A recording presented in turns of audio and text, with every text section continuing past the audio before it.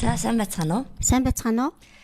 За өнөөдрөөс эхлээд бид нар одоо групп болгон дээр лайвууд хийгээд явж байгаа тий. За тэгээд лайвууд дээр лайв маань бол яг сэдвэрээ ингээд явагдаж байгаа. За өнөөдөр болохоор бид нар сэтгэлийн хүчийнхаа энэ групп дээр ямар сэдвэр лайв хийх гэж байна гэхээр та уудаг хүнээ тийм ээ хянаж одоо уулахгүй байх гэж хянснаар та уулахгүй байлгаж чадсан юм уу?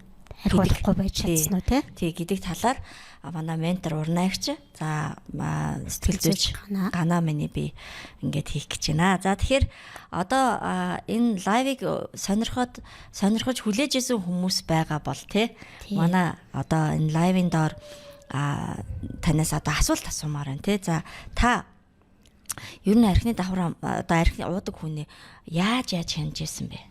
Тийм. Тэгэхээр зөндөл түүх байгаа да тийм. Зөндөө түүх байгаа шүү дээ. Тийм. Тэгэхээр ер нь яаж хянажсэн юм бол хүмүүс маань болвол одоо тэгэл одоо юугаа комент хэсэгт комент бичээрэй. За ер нь бол юу нь яаж хяндаг талаар бит хоёр бас одоо энэ дээр ярилцсанаа. Тэгэхээр ер нь яаж хянд юм бэ? Урнаагч тэгээд хүмүүс нэг жоохон жишээнүүд өгвөл. За ер нь тэгэл нөгөө үг үйлдэл тэг бүх юм хянах гэж оролдоно.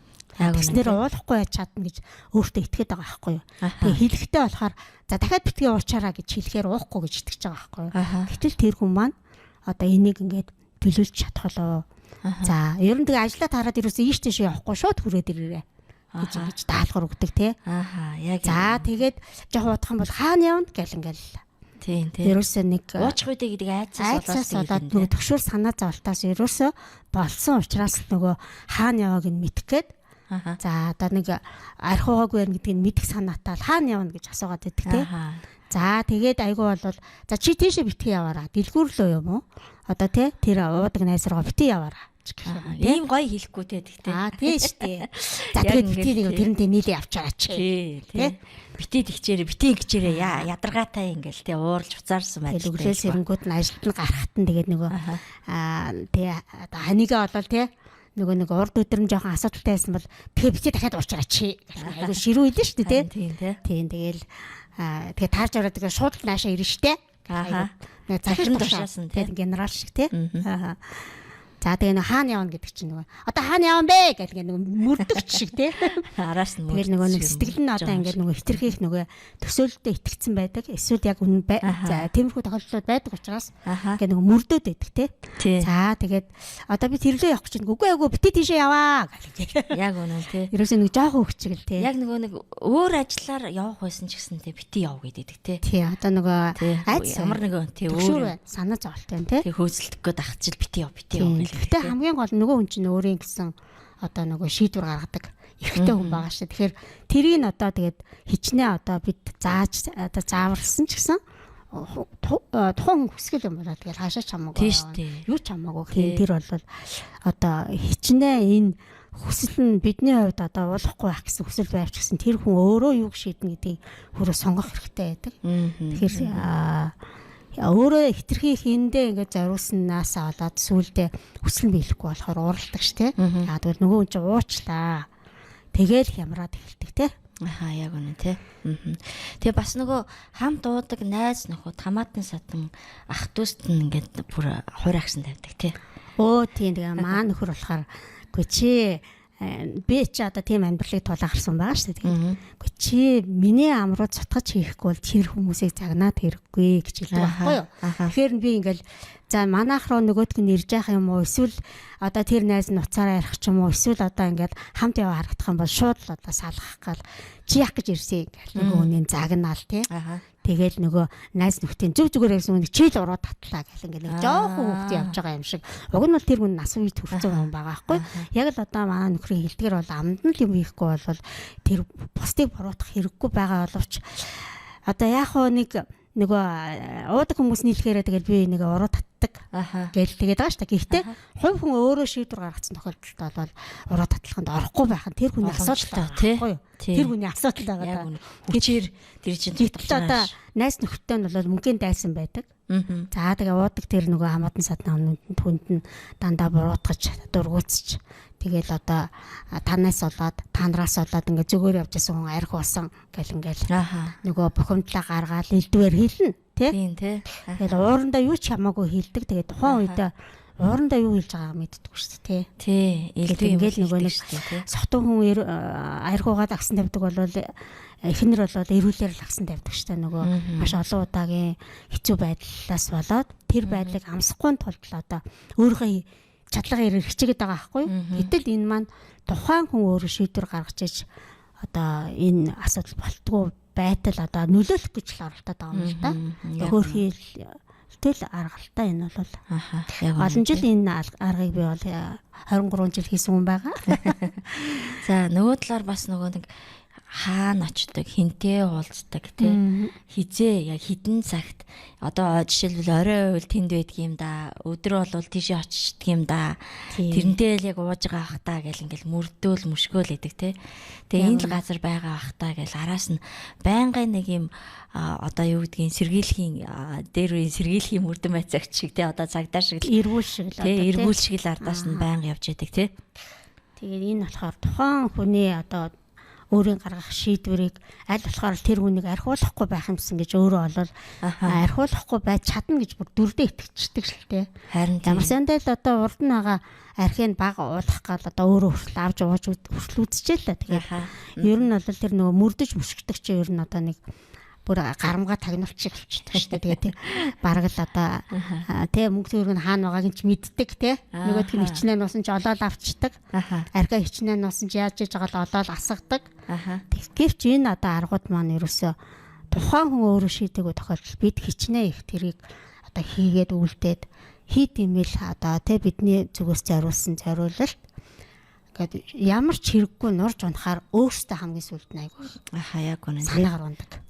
Яагаад гэвэл маш их зориулт гаргацсан. Гэтэл тэр нь ямар ч бүтэлтэй болохгүй болохоор нөгөө сэтгэл санаагаар унцдаг. Харин тийм шүү дээ тий. Ер нь бас нөгөө баяр ёслолоор ямар нэг байдлаар баяр ёслолоор ч юм уу за эсвэл нэг найз нөхөд уулзаад нэг айлд хамт очлоо гэхэд бол тэнд айл болохоор баг уулгахыг хичээдэг тий. Ууралдаг, уцаарладаг, хамт ингээд зэрэгцээ сууж ивэл хөлрүүн зөгтөгч байдаг юм уу тий.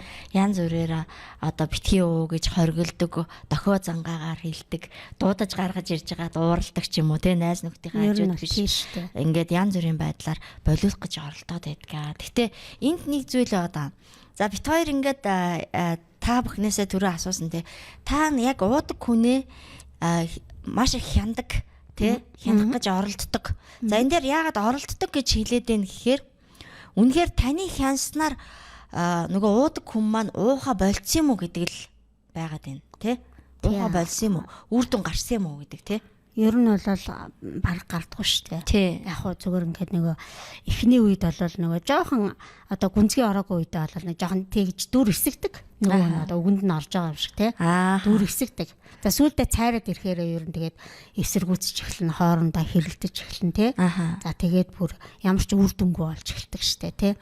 Бүр гүнзгий ороод ирэхээр тэгээд одоо ер нь бол хойноос нь их явах тусмал уламжлал заримдаа бол одоо зүрх зам хөдлөгдөг гэж ярьдаг шүү дээ нөгөө хүмүүс маань тий. Бараг бодоогүй байтал чи сануулцдаг гэдэг одоо шалтгаан ч болдог байж болох юм тий. Гэх мэт юм юмнууд байдаг. Тэгээ ер нь бол гэхдээ яг юм архиудаг хүнтэй айл баяр хөслөл гэдэг бол одоо өөр хүмүүс баярладаг бол нөгөө хүмүүс зовлон ирдэг. Одоо баяр болно гэхээр төгшдөг шүү дээ. Төгшдөг. Ерөөсөө баярыг ингээ алгасчмаар санагддаг.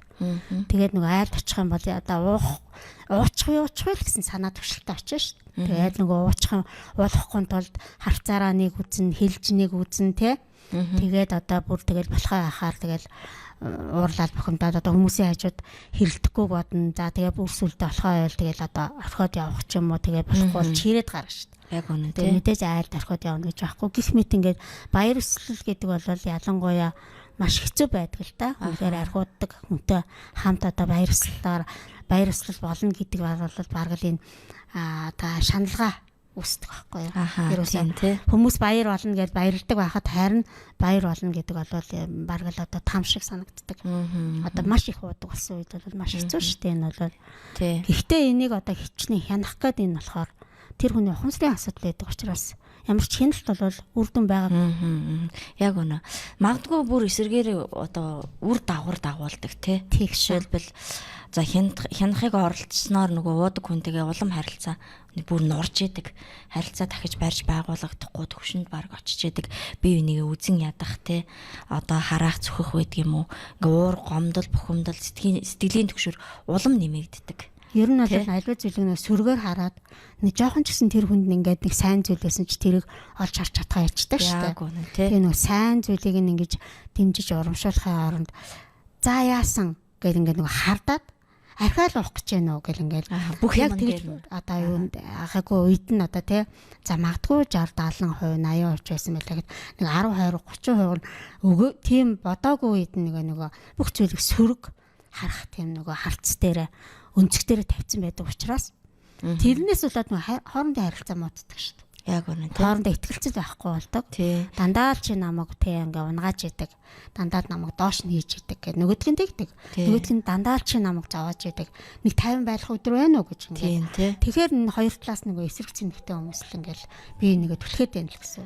Яг тэгээ тэр үед бол хажууд нь байгаа хүүхдүүд шархалж идэг. Аав ээж хоёр нь хэрэлдээд байгаа юм чинь. Аав ээж хоёр нь байнга бие бинийгээ буруутгаж муудалцаад байгаа юм чинь хүүхдүүд бүр тэнд хэцүү болдог тий. Ер нь бол арх ихний явалтын үед бол одоо нэг дипломат байна.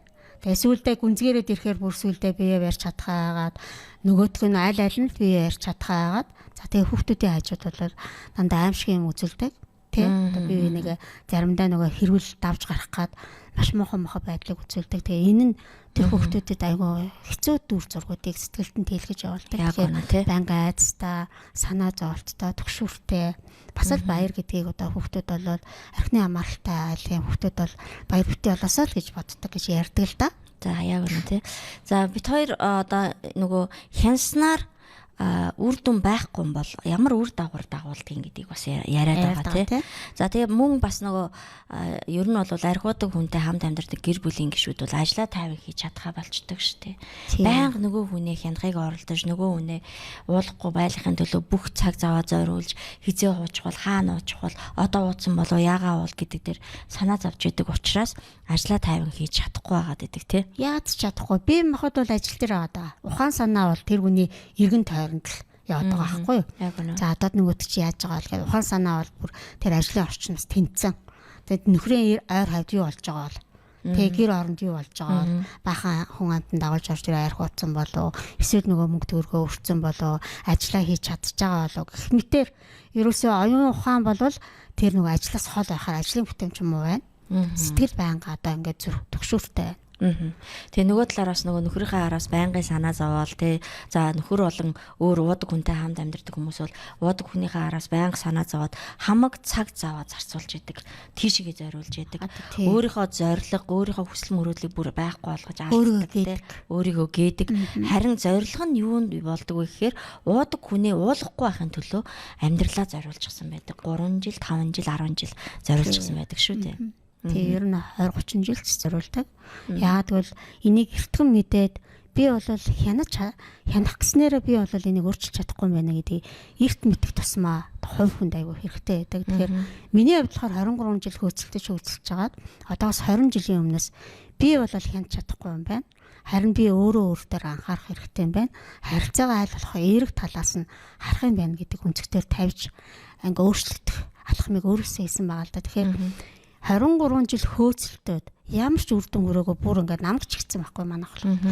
Хэрвээ миний хөөцөлтснээр тэгэж одоо хянж чадах гэснээр те үгэлснээр за тэгээд нөгөө уур бухимдлаа тэрэнд гаргаснаар одоо өөрчлөгддөг болол бүр өөрчлөгдөхийн дээд болтлоо.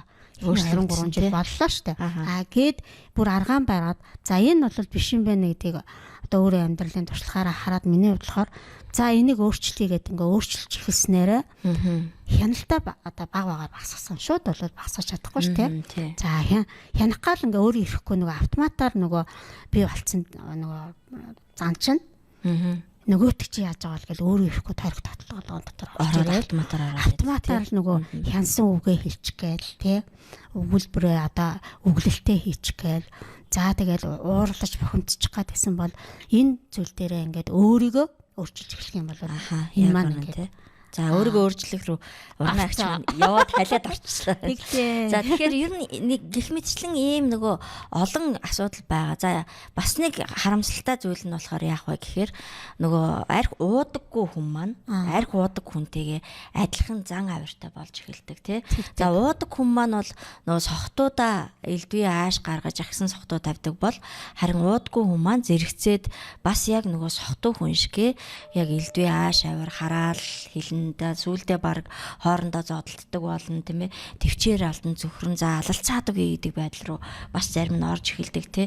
Энэ муу ер нь яасан ч яадгийн гэдэг байдал руу ингээд орж эхэлдэг ийм харамсалтай зан авир нь одоо яг уудаггүй хүн маань ч гэсэн энэ харамсалтайгаар ингэж өөрчлөгдөж эхлээд байгаа. Тэгээ тийм учраас бид нар хянах нь үр дүнд хүрсэн үү? Та хянлаа гэд уудаг хүнээ уулахгүй байж чадсан юм уу гэдгийг та нэг бодоод нэг үзээч. Тэгэд одоо яг ингээд хүмүүс эргээд нэг одоо манай байгууллага дээр үйлчлэгээ авахар ирж байгаа хүмүүсийг асуудаг л да. Та нөхрөө уулахгүй бай гэж хянлаа гэд үр дүн хүрсэн үү? Тэгэхээр нэрээ би 3 жил, 5 жил, 10 жил ямар ч үр дүнгүй юмн дээр бүх цаг заваа зориулсан байж тээ. Үр дүнгүй байгаа дагтал үргэлжлүүлэн хянахыг оролцоор байдаг, үргэлжлүүлэн үгэлсээр байдаг, үргэлжлүүлэн араас нь мөрдөгч шиг мөшгсөөр байдаг. Тэгээ одоо архийг хагалсаар байдаг тий.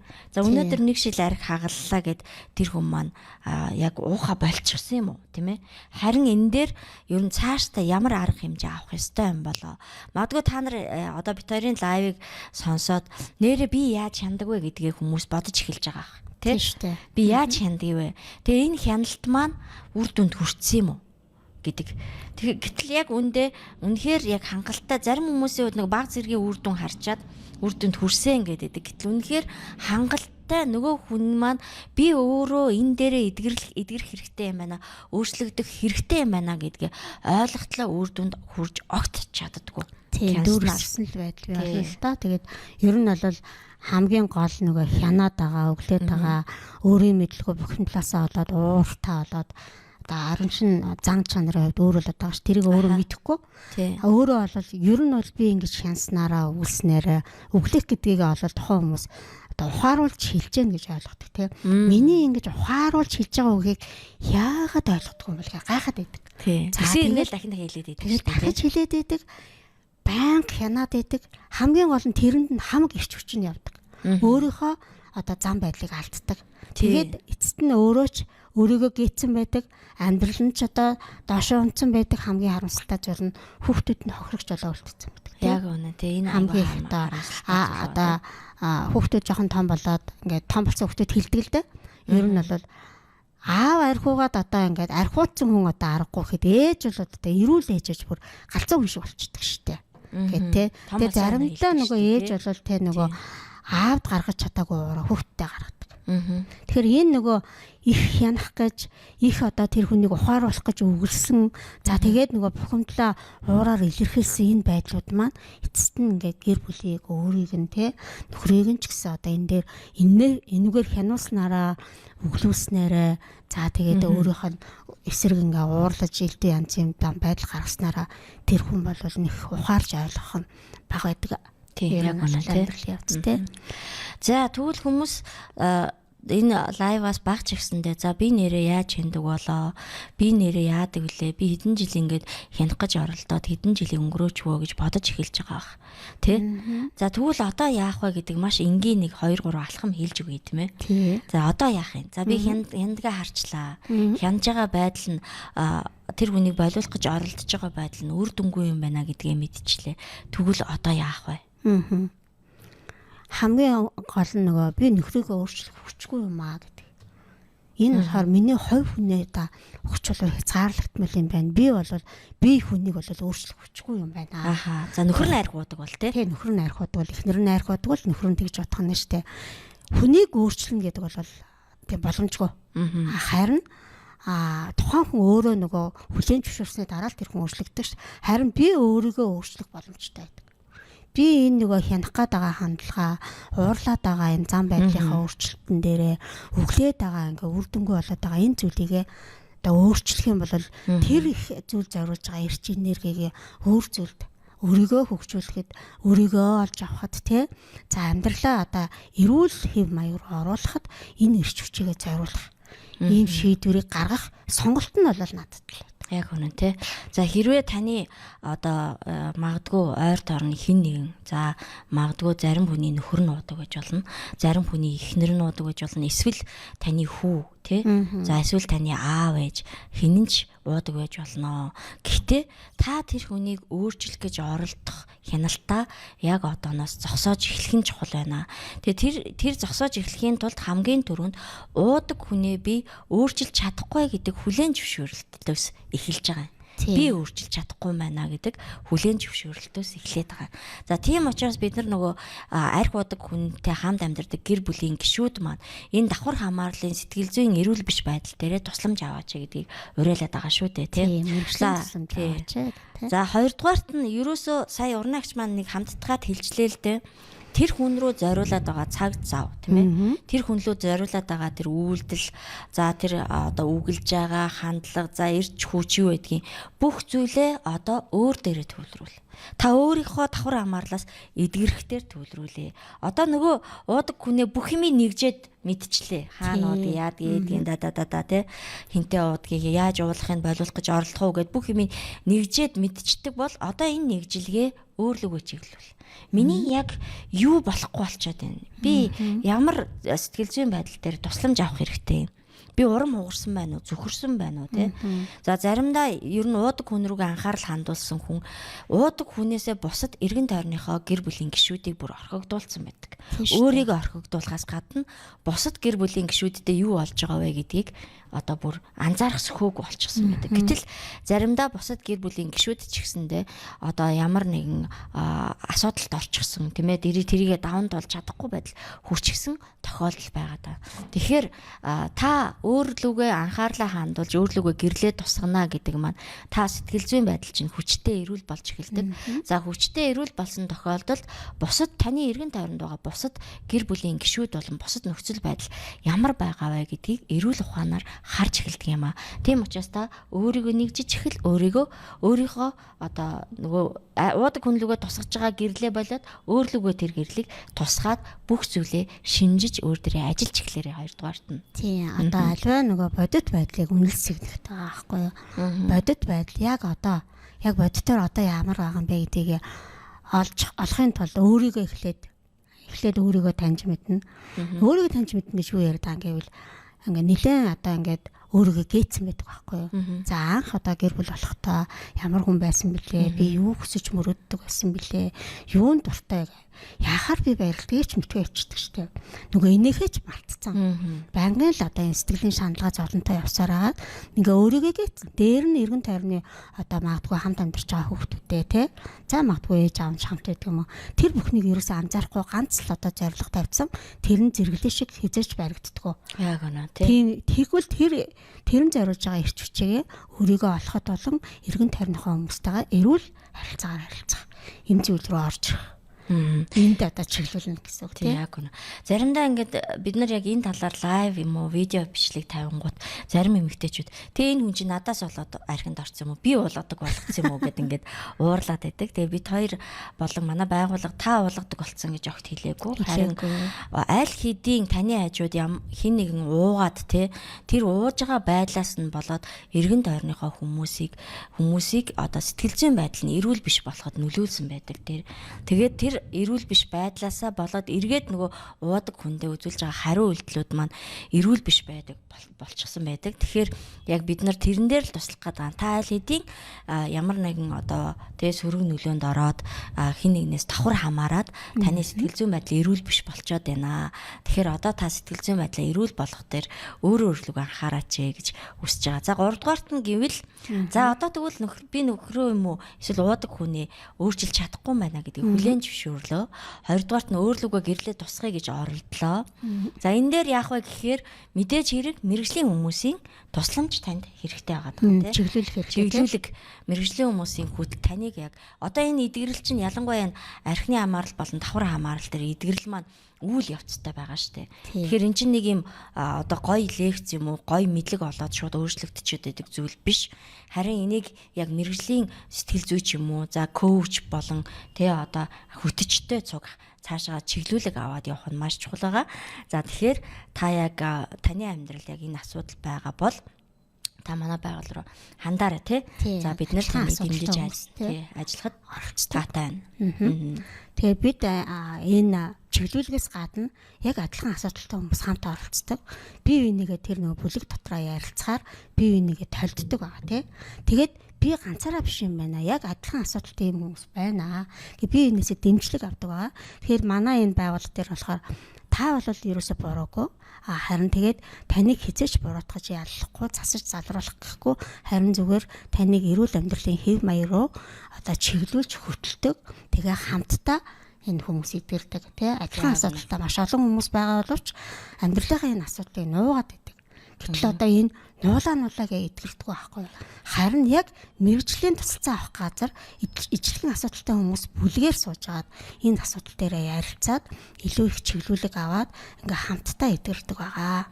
За ингээд бүгдээрээ хамт урагшилцгаая гаргаараасаа бариад. За тэгээ та бид нартай холбогдохыг хүсвэл 95 21 21 гэсэн дугаараар холбогдорой. За ингээд баяр та. Баяр та.